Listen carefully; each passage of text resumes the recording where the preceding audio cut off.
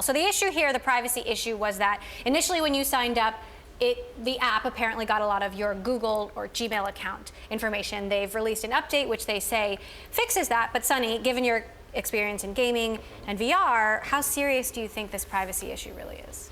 I think it's pretty serious when it includes children. Pokemon is making mobile gaming accessible for very young children that you're seeing out on the street that aren't necessarily engaging with their parents for permission.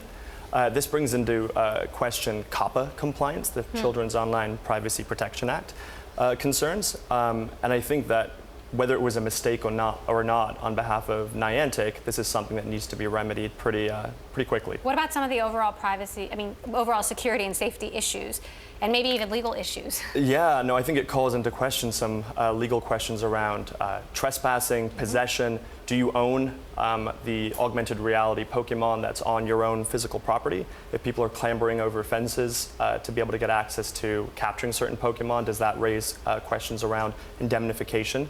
Of Nintendo and Niantic against prosecution. Questions like that come up in this as well. Now, Jitendra, you are very deep into this space, gaming, virtual reality, augmented reality. You own a lot of the equipment, you play a lot of games. How serious do you think these issues are? Isn't it fascinating that we're talking about these implications a week after the game is launched? So that's how successful the adoption rate has been.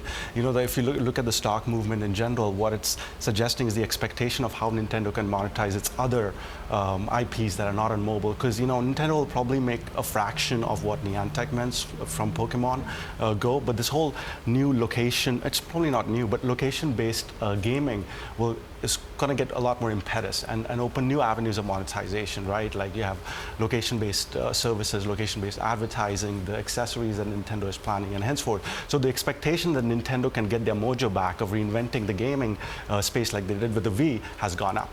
Now, Sunny, you mentioned augmented reality, but as I understand it, you don't actually think this is really an AR game.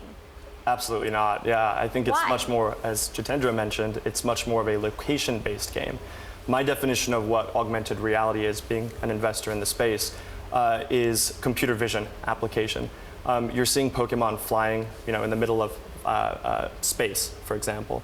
There is no dynamic real-time mapping of the environment around you. I think what it's doing is it's actually drawing upon Google Maps fixed latitude and longitude data to be able to place gyms and places to capture certain Pokemon accordingly.